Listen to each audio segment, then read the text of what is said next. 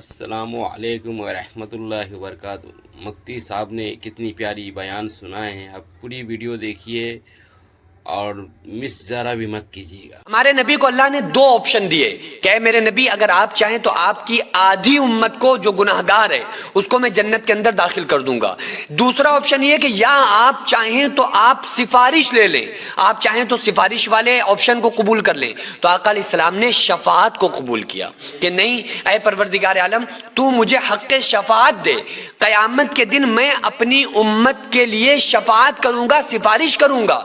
تو صحابہ نے پوچھا یا رسول اللہ صلی اللہ علیہ وآلہ وسلم، آپ جب قیامت کے دن سفارش کریں گے، اپنی امت کی شفاعت کریں گے، تو آپ کی شفاعت سے، آپ کی سفارش سے اللہ تعالیٰ کتنے لوگوں کو جنت میں داخل کر دے گا اور کتنے لوگ جہنم میں بچیں گے؟ تو قربان جاؤں اپنے نبی صلی اللہ علیہ وآلہ وسلم پر۔ ہمارے آقا فرماتے ہیں کہ میرے صحابہ سنو، جب تک اپنی امت کے ایک ایک کلمہ پڑھنے والے کو جہنم سے نکال کر جنت میں نہ لے جاؤں، میں محمد رسول اللہ صلی اللہ علیہ وآلہ وسلم کو چین نہیں آئے گا۔ ایک ایک امتی کا ہاتھ پکڑ کر میں جہنم سے نکال کر اپنی امت کو جنت میں لے کر کے جاؤں گا۔ ایسی فکر اور ایسا پیار تھا اپنی امت سے۔ آپ نے فرمایا قیامت کے دن اللہ تعالیٰ ہر نبی کے لیے ایک ممبر بچھائے گا، ایک ممبر بچھایا جائے گا اور انبیاء سے کہا جائے گا کہ اپنے اپنے ممبر پر بیٹھ جائے، یہ ان کی قیامت کے دن حوصلہ افزائی کی جائے گی۔ آپ نے فرمایا کہ میرے لیے بھی ایک ممبر بچھایا جائے گا جو سب سے اعلیٰ، سب سے نوری ہوگا، لیکن اللہ فرمائے گا کہ میرے محبوب صلی اللہ علیہ وآلہ وسلم، آپ بھی اس قیامت کے دن آپ اس نوری ممبر پر تشریف رکھیں، بیٹھ جائیں۔ تو آقا علیہ السلام نے ارشاد فرمایا میں نہیں بیٹھوں گا۔ صحابہ نے پوچھا یا رسول اللہ کیوں نہیں بیٹھیں گے؟ تو آپ نے فرمایا کہ میں اللہ کا حکم پورا کرنے کے لیے میں اس ممبر پہ ہاتھ رکھ دوں گا، لیکن میں بیٹھوں گا نہیں۔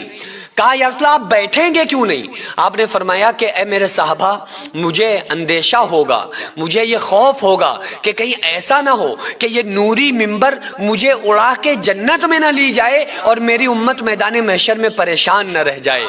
میں تو اپنی امت کو اپنے ساتھ جنت میں لے کر کے جاؤں گا۔ ایک بات اور بتاؤں، صحابہ نے پوچھا یا رسول اللہ قیامت کے دن آپ ملیں گے کہاں؟ کیونکہ آپ تو نبیوں کی صف میں کھڑے ہوں گے، ہم صحابہ ہیں، نبیوں کی صف میں نہیں کھڑے ہوں گے، تو آپ کو ہم کیسے تلاش کریں، کہاں ڈھونڈیں؟ تو آقا علیہ السلام نے ارشاد فرمایا اے صحابہ سنو، قیامت کے دن 120 صفیں ہوں گی، ان 120 صفوں میں سارے لوگ ہوں گے، امیروں کی صف الگ ہوگی، غریبوں کی الگ ہوگی، نبیوں کی الگ ہوگی، شہداء کی الگ ہوگی، گناہگاروں کی الگ ہوگی۔ تو آپ نے فرمایا کہ اے میرے صحابہ قیامت کے دن اگر مجھے ڈھونڈنا چاہتے ہو تو مجھے نبیوں کی صف میں تلاش نہ کرنا، مجھے تم صحابہ کی صف میں مت ڈھونڈنا۔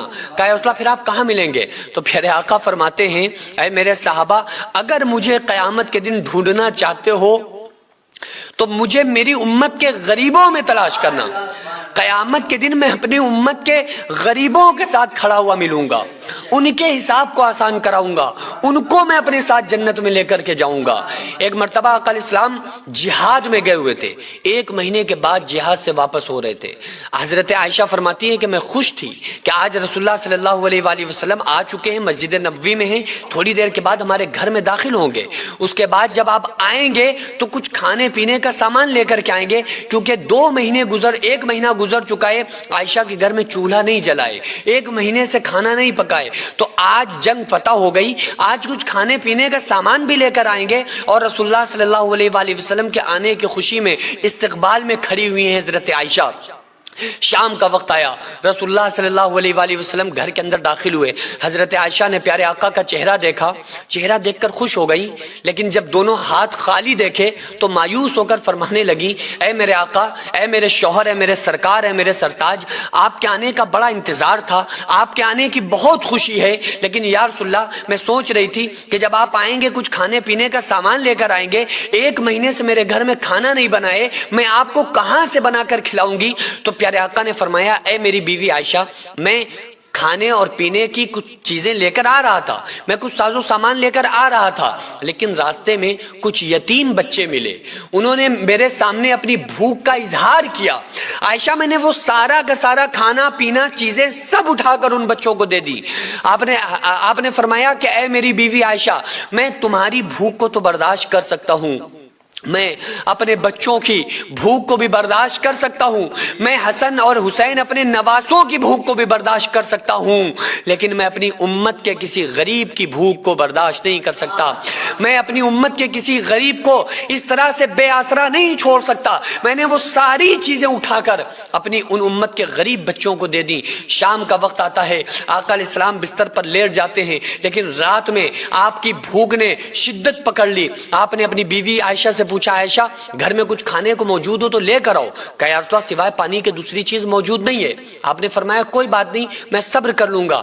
دوسرے دن آپ کی باری دوسری بیوی کے یہاں، آپ نے دوسری بیوی ام سلمہ سے پھر وہی سوال کیا، اے ام سلمہ گھر میں کچھ کھانے کو موجود ہو تو لے کر آؤ۔ ام سلمہ نے بھی یہی جواب دیا، آقا اے میرے شوہر سوائے پانی کے دوسری چیز موجود نہیں ہے۔ تیسرا دن تیسری بیوی کے یہاں، جواب وہی تھا۔ چوتھا دن چوتھی بیوی کے یہاں، جواب وہی تھا۔ پانچواں، چھٹا، ساتواں، حضرت عائشہ فرماتی ہیں 7 دن کے بعد میرے آقا کی باری میرے گھر پر تھی، اور میرے آقا نے وہی سوال جو 1 ہفتہ پہلے مجھ سے پوچھا تھا کہ عائشہ گھر میں کچھ کھانے کو موجود ہو تو لے کر آؤ، تو جو میرا جواب تھا وہی 1 ہفتہ پہلے والا جواب تھا۔ میں نے یہی جواب دیا کہ یا رسول اللہ سوائے پانی کے دوسری چیز موجود نہیں ہے، میں کہاں سے آپ کو کچھ کھلاؤں۔ لیکن حضرت عائشہ فرماتی ہیں کہ میرے آقا لیٹ گئے۔ لیٹنے کے بعد آپ نے اپنے بستر پر چارپائی پر لیٹے اور اپنے آپ کو نیچے کو جھکا لیا، اور جو چارپائی ہوتی ہے نا، چارپائی کی جو پٹی ہوتی ہے اس پٹی سے پیٹ کو سہارا دیا، آسرا دیا، اور نیچے کو لٹک گئے، جھک گئے۔ حضرت عائشہ نے پوچھا یا رسول اللہ کیا بات ہے، پریشان لگ رہے ہیں؟ پیارے آقا نے فرمایا عائشہ بھوک اتنی شدت کی ہے کہ برداشت سے باہر ہوتی جا رہی ہے۔ حالانکہ یہ نبی وہ ہیں کہ فرشتہ آ کر کہہ رہا ہے یا رسول اللہ اگر آپ اشارہ کر دیں احد پہاڑ سونا بنا کے آپ کے قدموں پہ نثار کر دیے جائیں، لیکن آپ نے فرمایا نہیں، مجھے احد پہاڑ سونا نہیں چاہیے، بلکہ میں ایک وقت کھانا کھاؤں، دوسرے وقت بھوکا رہوں، جب کھاؤں تو اس کا شکر ادا کروں، جب بھوکا رہوں تو اس کی یاد میں روؤں۔ اب پیارے آقا نے اپنے آپ کو جھکا لیا، اس پٹی سے پیٹ کو سہارا دیا، لیکن حضرت عائشہ فرماتی ہیں کہ پیارے آقا اٹھ گئے۔ بستر سے اٹھنے کے بعد آپ نے وضو فرمایا، وضو کے بعد سجدے میں سر رکھا، اور پوری رات حضرت عائشہ فرماتی ہیں کہ میں دیکھ رہی تھی آپ کا جو دل تھا، سینہ پک رہا تھا جیسے ہانڈی پکتی ہے، اور ایک ہی صدا، ایک ہی آواز، یا رب امتی امتی، یا رب امتی امتی، اے اللہ میری امت کو معاف کر دے، اے اللہ میری امت کو معاف کر دے۔ کہتے کہتے اللہ کے ایک وقت آیا، حضرت بلال نے آذان دے دی، حی علی الصلاۃ، اور آقا علیہ السلام اپنے گھر سے مسجد تشریف